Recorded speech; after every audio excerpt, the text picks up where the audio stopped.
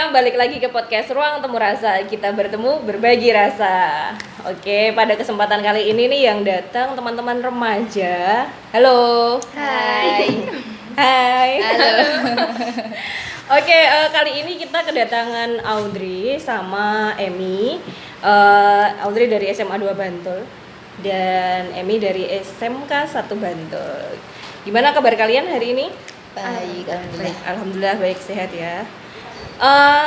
Teman-teman, sebenarnya kita bakal ngobrol-ngobrol aja sih di podcast kali ini seputar kalian kayak gitu. Artinya apa yang kalian lakukan gitu ya. Pertama mungkin kalian ini juga tergabung dalam PIK-R ya. Audrey dulu deh. Audrey nama PIK-R-nya apa? PIK-R Praya. Praya. Kepanjangannya apa? Lupa ya. Oke, PIK-R, Pusat Informasi Konseling yang ada di sekolah kayak gitu. Pertama deh, kenapa kamu tertarik di PIK-R? Karena tuh aku suka dengar cerita-cerita teman gitu loh. Tentang? Ya tentang permasalahan gitu. Siapa tahu dengan masuk PIK-R itu dapat ilmu dari PIK-R itu terus bisa di-share ke teman-teman. Jadi bermanfaat. Jadi pengennya tetap dapat informasi yang tepat gitu ya. Kalau nggak dapat informasi yang tepat jangan diedarkan ke teman-temannya. Jadi tetap pengennya dapat informasi yang tepat dan bermanfaat. Nah, selama ini Audrey sendiri udah dapat materi tentang kesehatan reproduksi kayak gitu, belajar sendiri atau dapatnya dari mana? Kadang ikut sosialisasi di sekolah juga. Terus kadang buka-buka majalah gitu. Buka-buka informasi yang lain ya. Akses juga di media sosial nggak? Iya. Ada beberapa akun yang diikuti gitu ya untuk mendapatkan informasi. Kalau Emi PIK-R-nya di sekolah namanya apa, Em? PIK-R Sarujuk. Tahu kepanjangannya nggak? Nggak juga. Ya pokoknya namanya itulah ya. Iya, Sarujuk. Kalau Emi sendiri tertarik di PIK-R kenapa? Kan waktu itu masuknya pakai seleksi. Jadi ada proker yang aku suka, ada 2 proker itu pembuatan poster sama tentang konseling. Aku tuh ada cita-cita pengen lanjut kuliah jadi psikolog. Jadi pengen dari ini dulu itu nampung cerita dari orang-orang dulu, terus insya Allah siapa tahu kan bisa lanjut. Oke, punya cita-cita jadi psikolog gitu ya, gabungnya di PIK-R gitu. Karena memang di Pusat Informasi Konseling ini ada namanya pendidik sebaya dan konselor sebaya. Nah, mungkin harapannya dari jadi konselor sebaya gitu ya. Konselor sebaya itu harus apa sih? Tentu kode etik konseling. Terus apalagi informasi soal kesehatan reproduksi yang benar dan bertanggung jawab yang bisa disampaikan ke teman-teman sebayanya. Dan kalau ada yang konseling bisa memberikan pilihan-pilihan yang tepat gitu ya. Karena kalau jadi konselor nggak tidak boleh mengarahkan klien gitu ya atau teman untuk memilih hal tertentu atau pilihan tertentu, tapi biar dia memilih sendiri gitu. Nah, teman-teman kan juga tentu dapat sosialisasi dari sekolah kayak gitu. Nah, kalau dari kesehatan reproduksi yang paling menarik buat kalian berdua itu apa? Tentang apa gitu loh? Tentang di PIK-R-nya sendiri gitu ya, tentang narkoba itu loh. Narkoba. Iya. Kenapa? Kan kayak untuk pencegahan jangan sampai Terjerumus. anak sekolah itu menggunakan narkoba. Kan sekarang banyak tuh pengedar-pengedar atau penggunaan narkoba di kalangan masih pelajar SMA SMK. Oh ya? Iya, Ada di TikTok. Oh, di TikTok gitu. Cepet nih. Kan juga yang kasus entah anak-anak kayak disia-siakan atau di luar nikah itu kan juga salah satu Faktor penyebab ya? Iya. Karena kalau Audrey sendiri yang paling menarik selain narkoba deh. Tentang apa yang paling menarik sebenarnya kalau bicara soal kesehatan reproduksi? Iya sama. Iya, tentang narkoba ya. Kalian tertarik gak sih kalau ngomongin soal isu kalian remaja ya? Isu tentang pacaran yang paling banyak diceritakan ke teman-teman sebaya, aku yakin pasti soal pacaran kan, diselingkuhin. Berarti kan itu tahu nggak kalau itu bagian dari kekerasan dalam pacaran? Ya, jadi toksik nanti ya hubungannya. Iya, jadi toksik. Rata-rata toksik yang dialami sama teman-teman remaja itu apa sih? Ya itu perselingkuhan gitu ya. Jadi aku selingkuh karena semisal si A ini banyak ikut organisasi atau gimana, jadi rapat sibuk dan pacarnya itu merasa kayak kesepian atau gimana, itu jadi selingkuh, dan ininya pas tahu nangis malah diputusin, tambah stres, terus ganggu organisasi. Mungkin karena itu kan jadi ngeganggu banyak hal.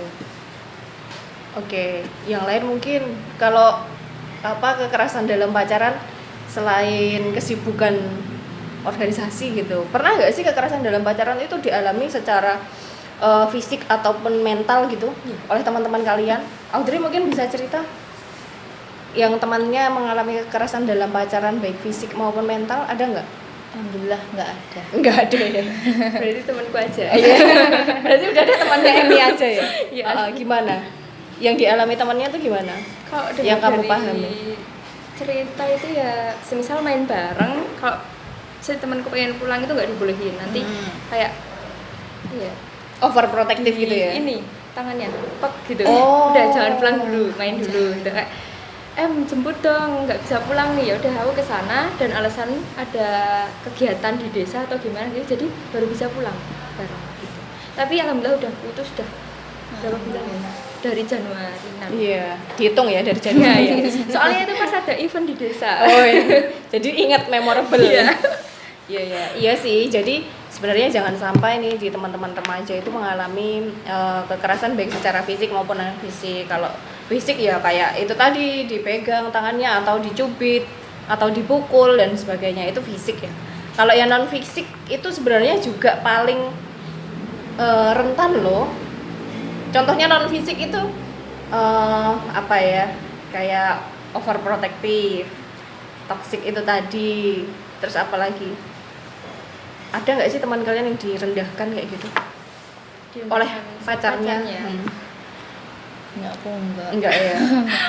Temannya Emi lagi kayaknya ada. Aduh, aku banyak teman. Iya, banyak teman. Artinya dia banyak teman ya. Audrey temannya lebih sedikit. Iya, gimana? Ya, kalau direndahin, ngemuji dalam muji orang lain, ini daripada ini, cuman bisa ini cuman jadi dibanding-bandingin, banding gitu. Iya. Kayak lagu. Sakit dibandingin. Merasa disebut. Terus ya lebih dibandingin kan jadi sakit hati ya Mbak. iya. Ya ampun, aku tuh pacarku kok kamu lebih bangga sama dia. Yang dibandingkan tuh apa? Fisik atau apa? Entah Kelebihan kemampuan biasanya. atau cantik atau prestasi atau gimana. Iya, banyak ya kayak gitu ya. Tentu kekerasan ini nggak hanya dialami oleh perempuan ya. Kalian sadar itu nggak? Laki-laki bisa jadi korban kekerasan nggak? Menurut kalian deh, menurut kalian bisa? Bisa. Yakin? Kalau laki-lakinya yang modelan gimana? Ya, bisa ya. Jadi sebenarnya kalau bicara soal isu kekerasan ini, semua bisa punya peluang nih teman-teman, baik laki-laki maupun perempuan, baik fisik maupun non fisik kayak gitu. Artinya kita semua kalau tidak memahami bisa jadi pelaku kekerasan kayak gitu. Artinya perempuan pun juga bisa jadi pelaku kekerasan nih. Apalagi kalau di kalangan remaja, mungkin aku bisa kasih contoh nih. Kalau hangout berdua jalan kemana kayak gitu, biasanya yang traktir tuh si cowok. Ya lebih intens, lebih sering kayak gitu. Padahal mungkin uang jajannya nih sama nih, yang dikasih orang tua masing-masing, iya nggak? Iya. Tapi kenapa kok cewek yang selalu minta ditraktir, atau memang tidak punya kepekaan atau gimana menurut kalian? Bahkan kayak udah dijadiin kodratnya cowok kan. Kodratnya cowok kan bayari. Berarti mereka melebeli diri sendiri ya. Iya. Ya akulah yang bayar, masa cewek yang bayar isin kayak gitu. Iya. Bahkan temanku itu sampai bener-bener nggak jajan di sekolah, sangun bekal tiap hari, diajak temen Duitnya cowok buat- itu bener-bener ditabung buat si cewek. Oh, gitu. sebegitunya ya, luar biasa ya. Iya, tapi sebenarnya hal seperti itu pun mungkin umum ya. Artinya, oh ya cowok harus punya uang lah ya kayak gitu. Oke, tapi sebenarnya itu bisa jadi bagian kekerasan yang dialami oleh laki-laki. Kenapa? Karena pada dasarnya kalau dibilang kalian belum bekerja, rata-rata teman-teman remaja tentu belum bekerja. Pendapatan sangu tentu dari orang tua ya, rata-rata juga belum penghasilan sendiri.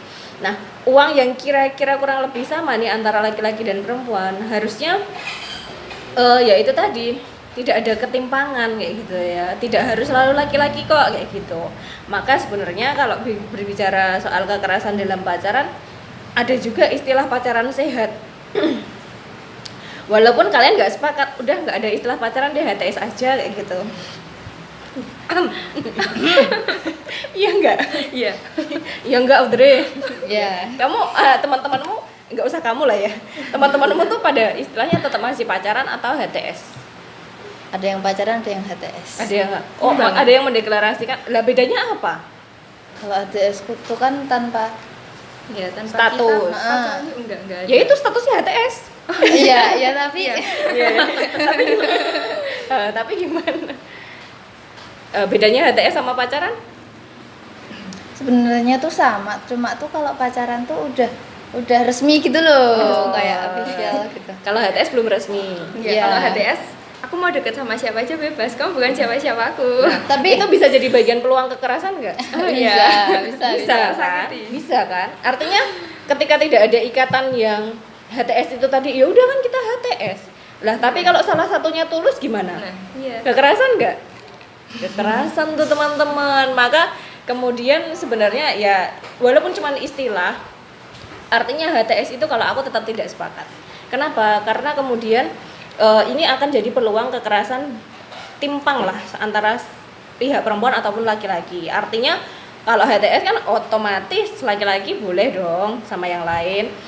Kalau ceweknya yang setia kan berarti makan hati terus. Iya. Nah, begitu juga kebalikannya.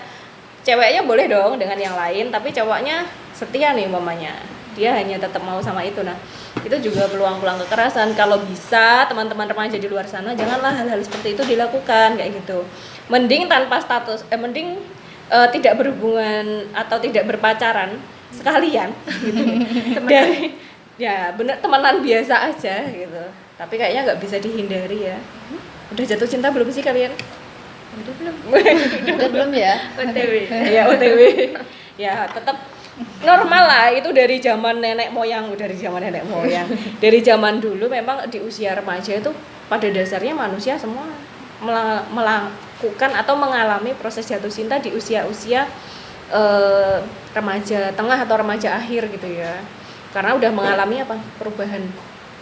Udah mengalami menstruasi, mimpi basah. Tentu kan ada perubahan-perubahan yang terjadi pada tubuh dan sudah mulai tertarik pada lawan jenis kayak gitu ya. Jadi itu sih kalau ngomongin soal pacaran. Nah, kalau pacaran sehat nih, ngomongin soal pacaran sehat itu menurut kalian yang seperti apa sih? Yang tidak toksik. Yang tidak toksik ya. Yang tidak toksik itu yang seperti apa? Yang dimaksud lebih rinci. yang gimana ya? Bukan, jadi kayak pacaran itu harus waktu bersama itu harus lebih banyak, tapi enggak dibuat kalau bisa itu sempat-sempatin ngeluangin waktu, bukan yang harusnya harus bareng terus jadi kita ada kegiatan lain. Nanti kalau udah sama-sama free kan bisa jadi satu lagi. Terus ya enggak bener-bener ngengkang gitu. Enggak overprotective Iya. gitu. Oke. Sebenarnya kalau prinsip pacaran sehat itu sebenarnya komunikasi pertama, terus yang kedua adalah setara. Setara dalam arti apa? Kalau berbicara soal gender, ini agak berat ini materinya ya. Enggak deh. Ya ini ringan aja sih. Bicara soal setara, berarti kan antara laki-laki dan perempuan sebenarnya punya peran yang sama. Nah, itu sebenarnya sudah bisa dibangun sejak remaja. Cuma selama ini biasanya peran-peran domestik, tahu peran-peran domestik nggak kalian? Peran-peran kayak masak, nyuci, nyapu, itu biasanya dilakukan perempuan kan, kayak gitu. Nah, itu harapannya hubungan setara itu udah mulai bisa dibangun kayak gitu. Peran-peran domestik itu bisa dibagi sebenarnya antara laki-laki dan perempuan, kayak gitu. Kalau sama cowok tuh kalian ngobrolin kayak gitu nggak? Hah? Habis nyuci piring. Oh gitu banyak. Aku habis nyuci piring nih yang kayak gitu mamanya kayak gitu. Ada nggak sih yang kalian sadari gitu di beberapa teman-teman remaja yang cowok tuh sudah wah ini impianku nih punya pasangan seperti ini, wah sih. Ada nggak? Maksudnya yang nggak usah ngomongin pasangan lah, teman teman saja yang sudah kayaknya bisa deh jadi apa ya, punya peran setara kayak gitu. Ada nggak punya teman cowok yang kayak gitu? Atau belum kelihatan? Ada sih. Mungkin Ada ada, ya? tapi belum terlihat banget. Tapi Belum terlihat banget. udah dikasih clue. Clue. Jadi dia tetap mau mengerjakan kerjaan domestik gitu ya. Iya. Bagus gak sih? Kalau dimulainya sejak remaja, Iya. bagus. Karena harapannya nanti ya semoga itu tadi relasi sehat itu setidaknya relasi yang setara supaya nggak capek. Nggak capek guys. Oke, teman-teman juga mungkin bisa sedikit cerita dong, kemarin kan ikut gabung di International Youth Day ya, atau Hari Remaja Internasional. Itu menurut kalian remaja itu sendiri diperingati ya? Tentu remaja itu penting. Kenapa sih remaja itu penting? Untuk masa depan. Untuk masa depan. Pengganti yang Ya. iya yang tua. Iya. Apa? Maksudnya kenapa remaja itu penting perannya? Karena remaja jumlahnya banyak. Iya ya, banyak. Iya, banyak. Hampir usia produktif. Remaja itu yang disebut remaja itu kan sampai usia berapa tahun nggak? 14 sampai 24 ya. Sampai 24 tahun. Jadi sampai 24 tahun itu remaja di Indonesia kita tuh kan menghadapi bonus demografi yang luar biasa ya. Jumlah usia produktif kita tuh banyak loh, remaja kita tuh banyak loh kayak gitu. Bagaimana kemudian remaja-remaja ini punya pengaruh satu sama lain kayak gitu. Nah, kayak Audrey dan Emmy yang luar biasa ini punya pengaruh positif yang baik buat teman-teman di luar sana kayak gitu. Harapannya sih kayak gitu. Gitu hari remaja. Kalau kesan-kesannya kemarin ikut IYD gimana? Seru banget. Serunya apa? Ngadril. Selain ngagrilnya. Serunya apa serunya? Ya seru bisa kumpul jadi dari sekolah lain gitu. Jadi banyak kenalan. Senang ya? Iya, senang banget. Emmy? Nambah temen, nambah wawasan dari itu walaupun Naras bagian jaga aja. Narasumbernya kemarin ngomongin apa ya? Yuk. Yang Apa? pacaran kemarin ya, kan tentang HTS sama pacaran itu. Betul. Iya. Itu ya yang diingat ya. Iya. Padahal ngomongin teknologi. Gimana? Oh iya, ada kaitannya dengan teknologi. Nah, oke deh kita bahas itu soal teknologi. Menurut kalian kecanggihan teknologi itu berpengaruh juga nggak sih terhadap tumbuh kembang kalian? Karena kalian pegang HP dari usia berapa? SD. SMP. SD, SMP. Udah pegang HP ya? Udah. Filter informasi itu kalian filter sendiri atau tetap ada pengawasan orang tua? Pengawasan sih. Untuk pengawasan orang tua emang dek jangan gini. Oke, tapi dari HP sendiri pun kayak usia kamu belum segini, tolong di skip aja. Jadi entah itu kekerasan, entah itu yang enggak senonoh apa gimana tuh, ya udah di skip aja. Dipasang aplikasi aku mah. Oh gitu ya. Jadi bisa dipantau di HP orang tua. Oh gitu. Jadi tahu ya orang tua kamu ngapain aja gitu. Tahu. Sampai sekarang? Enggak. Oh enggak. Sekarang udah aman. Iya. Artinya kan itu kecanggihan teknologi ya yang tentu di usia saya. Kok jadi ngomongin usia saya ya? Jadi kalau saya belum mengenal HP. Mengenal HP itu udah pun Android itu sudah di tahun 2000 berapa ya? 2008 ada ya kira-kira gitu. Artinya sangat jauh, usia saya jauh dengan teman-teman. Kalian itu kan langsung mengenal kecanggihan teknologi. Tentu filternya susah gitu ya. Artinya, nah gimana teman-teman kalian kayak gitu? Gimana dengan teman-teman kalian yang menggunakan kecanggihan teknologi? Menurut pengamatan kalian, teman-teman sebaya kalian itu rata-rata bisa memfilter atau belum? Belum. Jujur aja nih. Belum ya? Belum kan? Kayak gitu. Iya, karena teman-teman sebayaku dulu aja itu udah benar-benar BF yang dilihat kayak gitu. Tahu BF nggak? Tahu. Iya, itulah. Ya, blue film atau film porno kayak gitu ya. Itu dengan kualitas gambar yang sangat jelek kalau dilihat sekarang. Artinya itu kualitasnya tuh welek banget ya gitu. itu aja saat itu di usia teman-temanku sebaya itu sudah nonton itu, apalagi di usia sekarang. Walaupun kita nggak bisa pukul rata ya, tentu teman-teman pasti ada yang bisa filter. Cuman menurut teman-teman, terutama teman-teman cowok itu udah akses belum sih sama informasi kesehatan reproduksi? Di sekolah gitu ya. Iya boleh. Iya. Di sekolah itu yang mungkin sadar tentang kesehatan ini tuh belum semua, tapi udah banyak gitu. Udah banyak ya. Iya. Kalau di Audrey? Kalau di punya aku tuh sebenarnya tuh udah pada sadar ya, tapi ya alhamdulillah udah dapat informasi Iya, tapi masih Ya, masih lah ya. Walaupun sudah dapat informasi tapi tetap masih gimana ya kayak gitu. Karena memang kontrol ini perlu dari diri sendiri masing-masing. Ini kan kembali ke kesadaran masing-masing ya teman-teman. Kayak gitu.